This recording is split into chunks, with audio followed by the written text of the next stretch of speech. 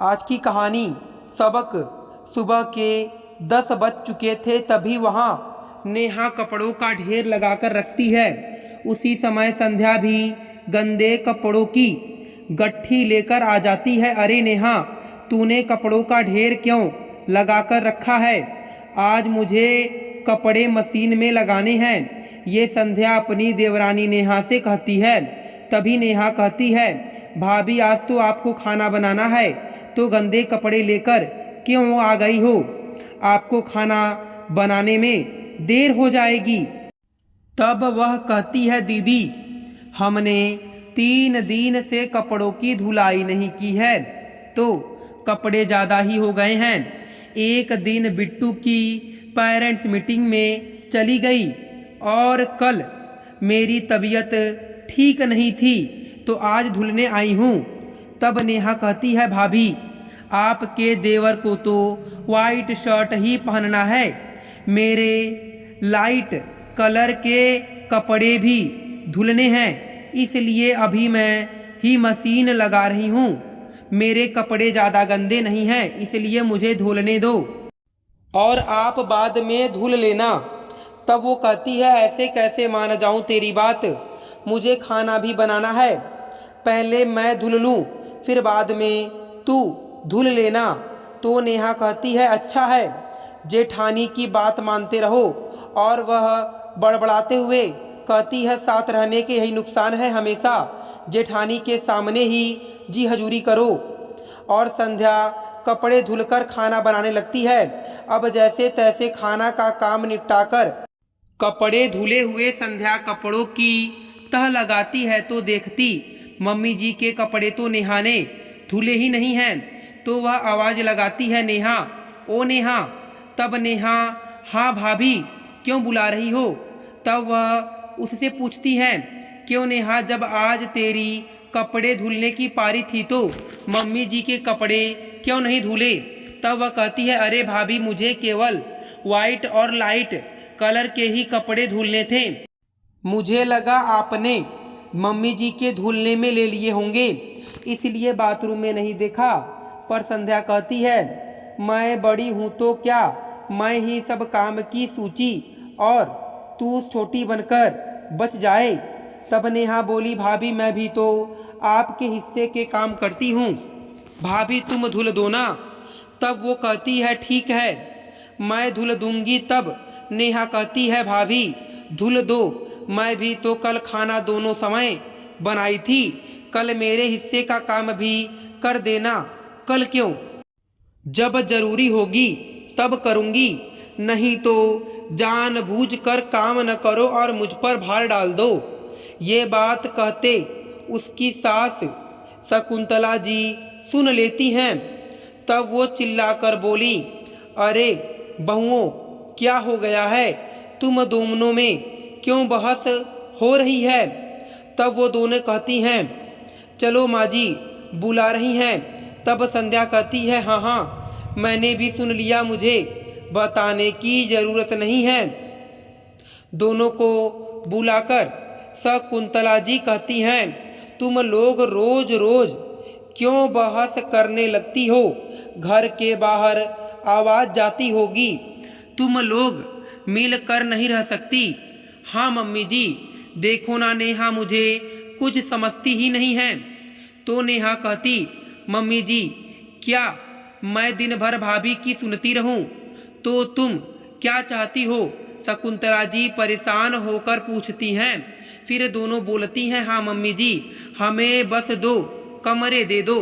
तब वह कहती हैं, क्या तुम दोनों ने ये घर किराए का समझ लिया है कि मैं ये घर में 2-2 कमरे तुम दोनों को अलग से दे दूं? मैं नहीं दे सकती हूँ, मैं चाहती हूँ कि तुम लोग मिलकर रहो, इसके लिए मैं ज़रूर कुछ सोचती हूँ। और वसीयत बनवाने चली जाती हैं। शाम के 4 बजे नेहा कहती, भाभी आपने बर्तन साफ नहीं किए, मुझे शाम को खाना बनाना होगा, तो खाना किस में बनाऊंगी? तब वह कहती है, देख नेहा, बिट्टू को स्कूल लेने जाना है, उसकी ऑटो वाले सुधीर का फ़ोन आया था कि उसकी ऑटो खराब हो गई है, वह लेने नहीं पहुँचेगा। ठीक है भाभी। तब वह कहती, भाभी ये आपके हाथ में क्या है?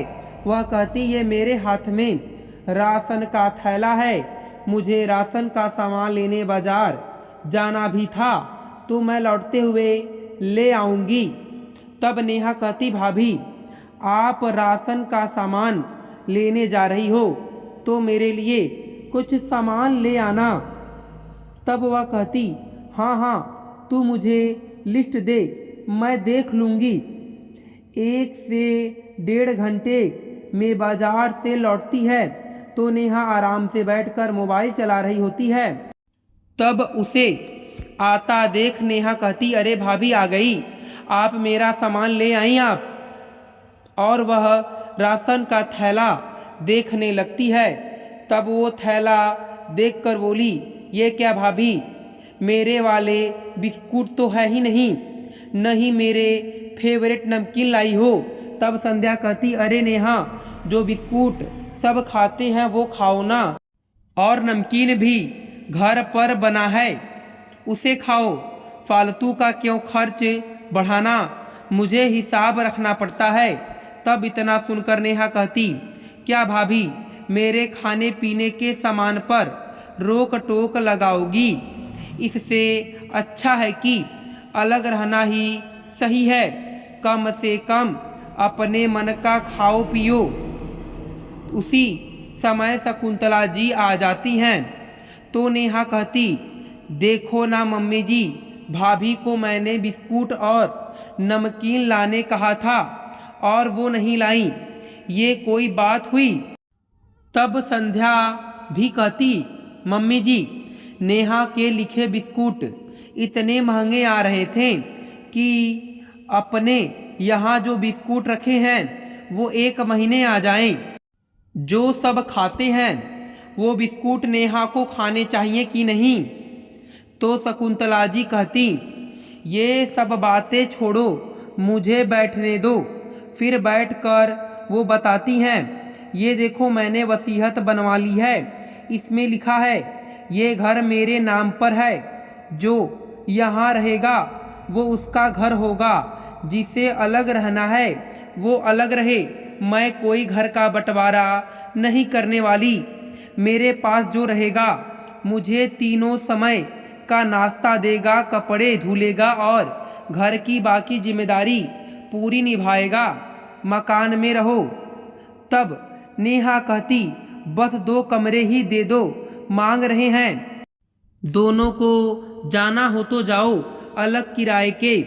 मम्मी जी आप हमें 2 कमरे नहीं दे सकती हो, हम अपना घर होते हुए क्यों किराए के मकान में रहें?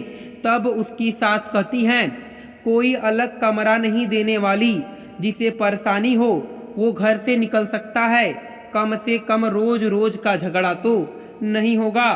तब बड़ी बहू संध्या कहती है, मम्मी जी लोग क्या कहेंगे कि 2 बहुएं होते हुए दोनों बेटे बहू किराए के मकान में रह रहे हैं। तब शकुंतला जी कहती, तुम लोग इसकी चिंता मत करो, लोगों को कहना होगा, मैं कह दूंगी, किसकी हिम्मत है जो कुछ बोले, रोज रोज के झगड़े से अच्छा है घर में शांति रहे। मेरे दोनों बेटे भी तुम दोनों के कारण परेशान रहते हैं, जब किराए के मकान में जाओगे तो पता चलेगा कि लाइट क्यों चालू है, गेट नहीं खुला है, पानी क्यों बह रहा है, अकेले सारा काम करना पड़ेगा तो वो लोग अलग अलग। तब नेहा और संध्या एक दूसरे का चेहरा देखते हुए, नहीं मम्मी जी हम लोग यहीं रहेंगे। तब शकुंतला जी कहती, अगर तुम लोगों ने झगड़ा किया तो यहाँ रहने की ज़रूरत नहीं, सोच लेना मेरा क्या, मैं 24 घंटे वाली काम वाली रख लूँगी। तब संध्या कहती, नहीं नहीं मम्मी, हमें कहीं नहीं जाना है, वैसे भी मैं तो आपका काम इतने सालों से कर रही हूँ, घर का काम और जिम्मेदारी है, ये कोई बोझ थोड़ी ना है, मैं यहीं रहूँगी, अगर नेहा को जाना है तो जाए। तब नेहा भी कहती है, मम्मी जी हमें भी नहीं जाना है किराए के मकान में, और मेरी वजह से भाभी को परेशानी होती है तो अब मैं भी कोई शिकायत का मौका नहीं दूंगी। फिर संध्या कहती, जब नेहा को यहाँ रहने में कोई दिक्कत नहीं, मुझे भी कोई परेशानी नहीं, मम्मी जी हम लोग मिलकर रहेंगे, हम लोग काम भी मिलकर करेंगे। तब शकुंतला जी कहती, इस वसीयत का क्या करूं? तब दोनों कहती, मम्मी जी इसे फाड़ कर फेंक दो। तब वो कहती, नहीं नहीं, इसे अलमारी में रखती हूँ, जब दोनों झगड़ा करोगी तो फिर काम आएगी। फिर दोनों कहती, मम्मी जी अब ऐसा मौका ही नहीं आएगा। फिर संध्या और नेहा दोनों मिलकर रहने लगती हैं। दोस्तों, मैं उम्मीद करता हूँ कि आपको यह कथा पसंद आई होगी। फिर मिलेंगे आपसे अगली कथा में। आप सभी का धन्यवाद।